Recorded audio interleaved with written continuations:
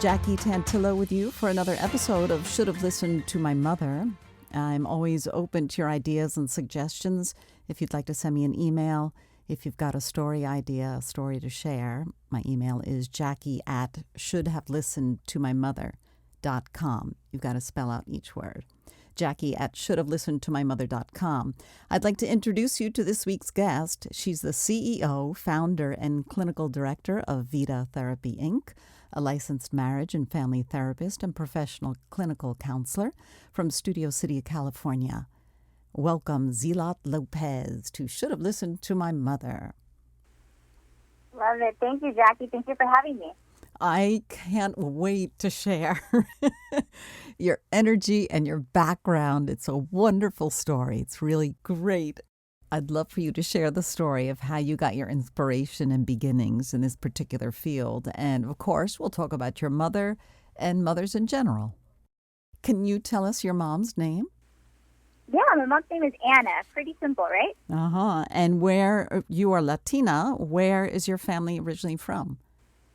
Yeah, my mom and both dad are from Mexico. They're from the southern part. So that part of the world contains most of my ancestors, and then they're out more of like the Caribbean and also even some African roots.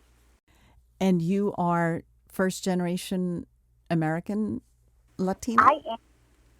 I'm first generation business owner, college graduate, and here in the country. First one. Wow, that's pretty amazing. Do you just like jump out of bed every morning and jump up in the air and say, look at what I've been able to do? I mean, that's the hope, Jackie, but internally for me, it's really about, my parents came to this country for better opportunities, so I'm going to take it. Yeah, I think you're very lucky. They worked very, very hard. Nothing is free in life, as they say, and I know that it's a challenge, and especially in these times, it's very challenging. So your mama is Anna. Do you have siblings? I do. We're actually all girls. I have two sisters. Fantastic. And tell us a little bit about, you have a great story to share, because I know that listening is an important aspect to your profession. How did you get going in this psychotherapy field? Yeah, it's really interesting, Jackie. I actually am a licensed hair and makeup artist in the state of California. I actually went to beauty school when I was 16. I tried to stay out of trouble and then just learn something new.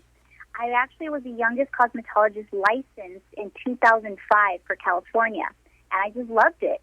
And over the years, I started having great conversations as a barber with men, 7 years, MAC Cosmetics, getting women ready to go down the aisle. And little by little, I started realizing that it wasn't so much about the aesthetics I was, providing to them on the outside, but more the important questions and conversations we were having. So I figured, heck, I'm a therapist already. I might as well go to school and get paid for it. So I went back to school. I got my degree in psychology and then in marriage and family therapy. And 5 years later, after graduate school, here we are. So now I'm the CEO and founder of two different companies, one that coaches, professionals to develop their practice, and one that helps individuals heal from their mama drama or just their difficulties with mama. I love your mission statement is to help individuals live more healed than wounded.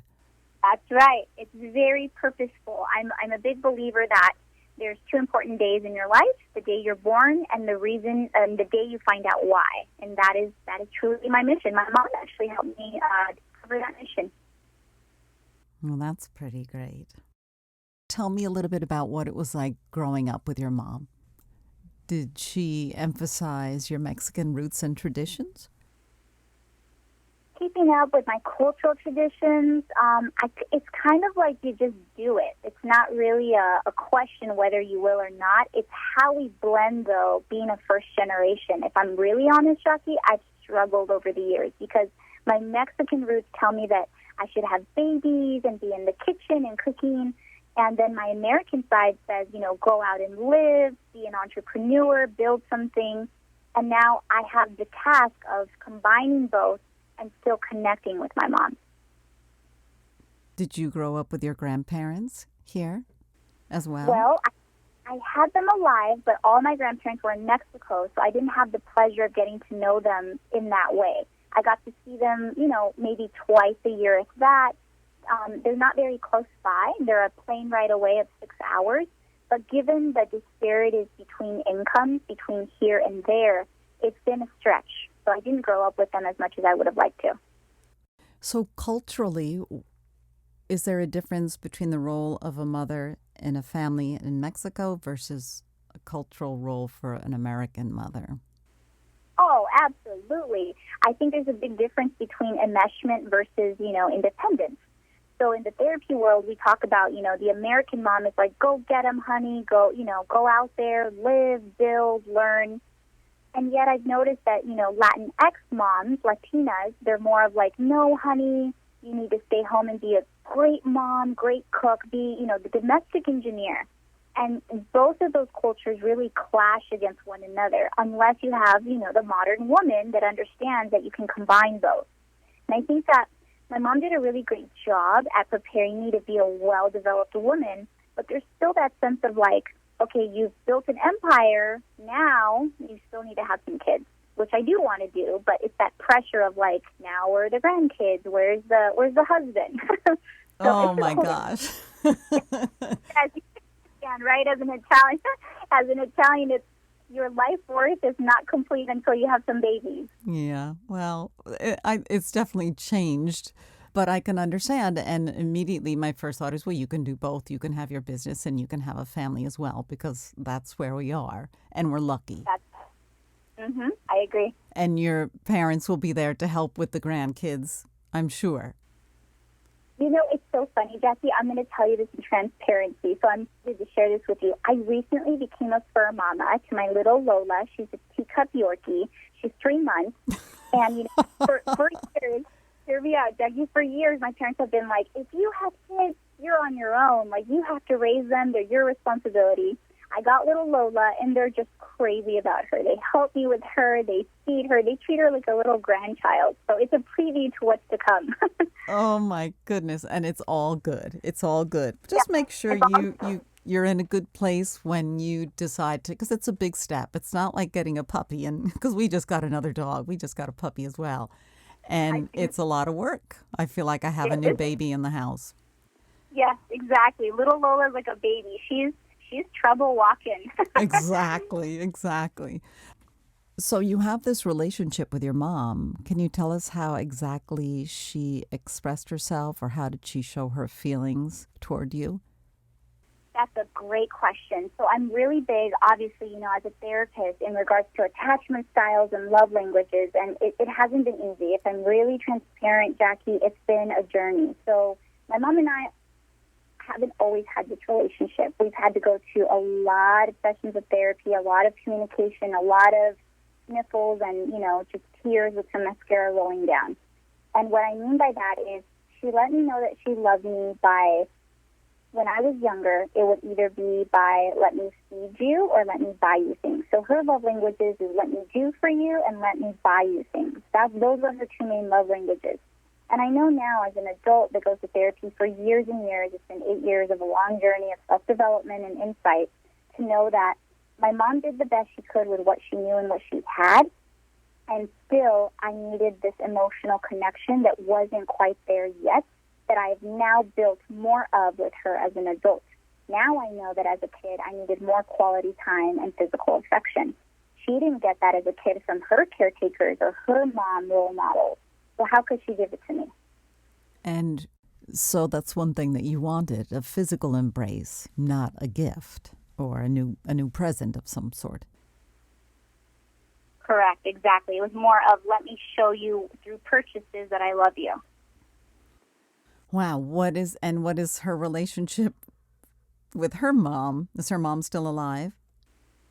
She's not. No, my grandmother actually passed away several years back, but she didn't grow up with her biological mother. In fact, she was actually given away months old to her aunt, which is her mom's sister, and her aunt raised her. And it was a pretty abusive home in many different ways, physically, mentally, sexually, all kinds of ways. And due to that trauma, my mom, I think, generationally passed down that fear and the lack of processing of that abuse. So even though I personally didn't experience a lot of that, I got a mom that was hyper-vigilant, not trusting of the world, or, the world is out to get you. And that's something I really had to troubleshoot throughout the years, even as an adult, and telling myself it's her story, not mine. And yet I empathize with her of what she went through. How old were you when you found out what her experience was? Great question, Jackie. I think I was a little too young. I actually was 6 years old when my mother shared with me her experiences of sexual abuse and physical abuse with her family members. And I think now looking back, that probably was a better conversation served at a later age of development when a young adolescent and or adult is able to fully comprehend what that means or what that looks like. And I can imagine that she never got any therapy or anything for any of this, or did she? Absolutely no, because culturally, in the Mexican culture, that's a no-no. You only go to, the therapist or shrink when you're crazy, and we all know we don't want to go there. So, yeah, there's a huge cultural stigma in the Latinx community about getting mental health services. Oh, gosh. It could help so much and save so much time. That just opening the door, allowing people to not keep it locked in anymore. That's really difficult. Yeah, they say actually that we're only as healthy as the secrets we keep. Well, that's pretty true, right? Mm. We often talk about mother-daughter. What about mother-son conflicts? Do you deal with that in your practice? I do, actually. It's very few and far in between, I think, just because of the cultural aspect. More so culturally, if it's a boy, it's, oh, my son, let me cook for you, let me do for you, let me show up. The daughter is the one washing the dishes, washing the clothes, or it's like, help me do, quote-unquote, woman duties. Whereas the males, the sons with their mom, it's either or. It's either, they're the baby, no matter how old or grown of a man they are, or they just avoid to the max that relationship, and they just do with what they have. I'm a personal believer that when there's a high level of conflict between two or more people, that shows that one or more parties are invested in the relationship still. When there's no conflict, that's a huge red flag that both parties, if not one, is no longer invested. Their lights are on, no one's home, they're checked out. And I see that a lot, actually, with male relationships and their moms when they just, I ask, how's your relationship with mom? And they're like, it's just there. They checked out already. There's no wanting to deeper connect with them. Is it because they've been kind of pampered and spoiled, the mama's boy syndrome? Or they just never thought to start expressing themselves emotionally? Yeah, that's a good question. Like I said, it's either or from what I've experienced. So it's either they're just mama boys and they're proud of it and they're close with mom and they're great, or they themselves have never had a role model to show them how to further connect with a female, mom, sister, or any female. They either didn't have that male role model to show them, or they did play husband instead of son. So they are what you call the pseudo partner. Oh, that gets really complicated. Oh, yeah. Jackie, we could be here for weeks on end. Well, you could definitely come back. Yeah. Mostly is with female Latinx Latinas and their mamas, because we call them difficult mamas for a reason. I mean, they have so many different aspects to work through that it's great work.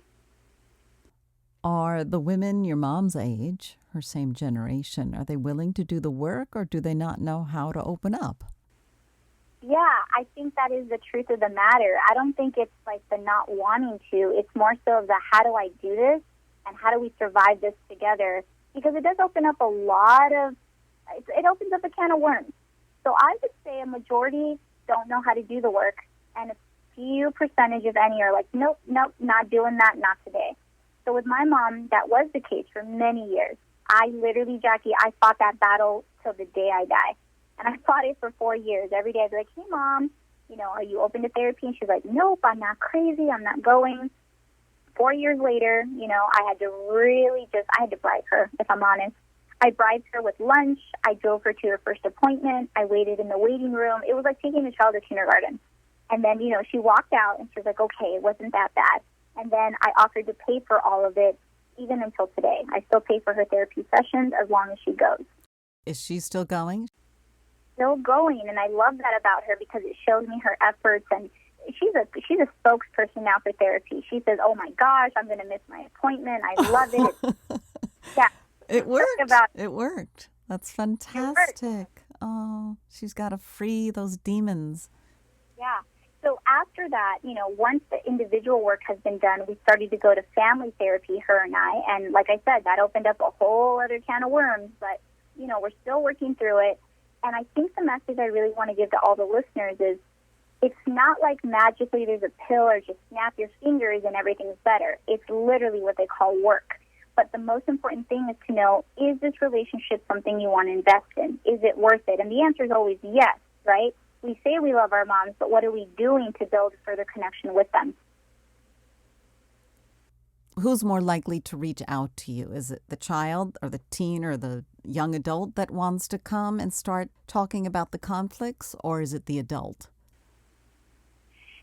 I've had experiences with both. It's very rare that the mom will come to me just due to like the age difference and or the modernity of, mental health services being hip now, being cool or just being okay. Nowadays, therapy is like taking a shower. People will say, "Oh, I spoke to my therapist."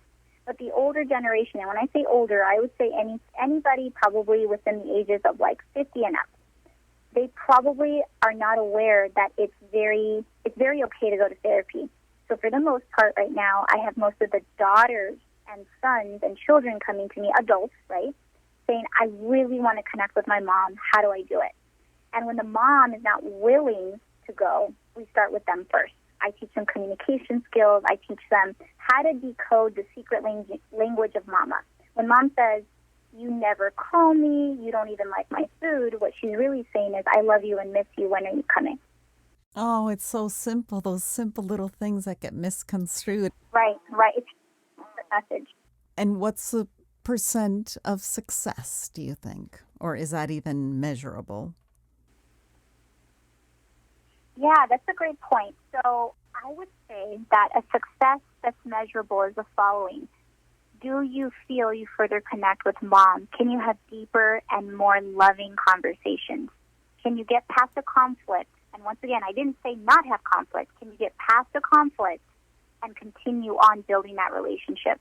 I'm really big on, if you're continuing to have conflicts, that means you're still fighting for the relationship. That's good. It's, can we fight in a healthy manner? I said it before very jokingly, but with my mom, I'll say, "You know what, Mom? Listen, I hear you. You're screaming. Tell you what, right now it's about 2:30. I have time at 4. Let's schedule a fight at 4 o'clock. What say you?" Oh, my gosh. And it's okay. And then I schedule it for 4, Jackie, and then she forgets about it. She's like, "Okay, I'm done." It really calms down the fight to where we're able to do it in a healthy manner. Yeah, the yelling you don't resolve anything when both parties are yelling, right? It's good to step back and then have a conversation. That's really important fact, I think.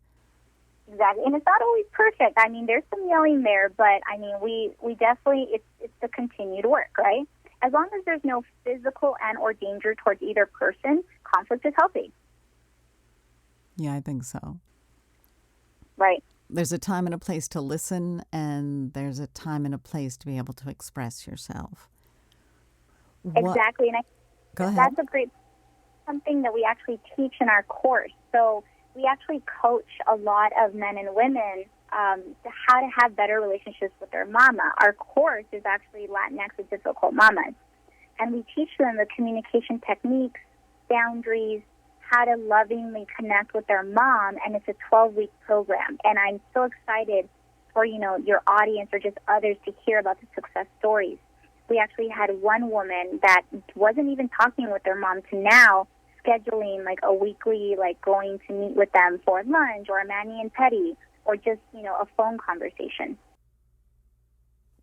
It's important. I mean, some kids don't really want to put the effort into changing or to take the time to have a conversation with their mom. And they kind of have to grow up. Is that a bad way to put it? But they have to want to put the effort in, too. I'm assuming if they come to you, they want to resolve the conflicts. That's a great question. When only one party is willing to put in the work, there's really going to be an unbalance. And I've been in that position before where I was doing the work and my mom wasn't at one point. And there has to be this sense of like accountability, but also gracefully holding them accountable to where if they're going to complain that something's not happening in the relationship, that they also have to put in the work and what it looks like. So it's the idea of you can lead a horse to water, but you can't make them drink. So it's just sharing like, hey, Mom, listen, if you want better communication, if you want to spend more time together, here's your part. Here's what you need to do in order to further connect with me. Here's what I'm doing to connect with you. Let's meet in the middle. Yeah, both parties definitely have to want this because it will only take longer. I don't know if a resolution could be found if it's only a one-way. Right. There's a beautiful quote, I believe I found on, and I don't know if it was in one of your videos, but it's, if you want to see change in the world, you have to begin with yourself. That's right. Mm-hmm. If I want to meet kinder people, I need to be the one holding the door. Mm-hmm. I love that. And it's a simple little thing. I would agree. So that could actually be adapted to a lot of your listeners with their moms. You know, we have a lot of, as humans, we have a lot of unmet needs, right? I mean, that's just human nature. We're insatiable, right? And if there's something that we're still needing, we have to really dig deep and ask ourselves, are we providing that to our moms? If we want understanding, if we want non-judgmental conversation, are we providing that? I also liked the quote, we are not our titles, we are not our traumas.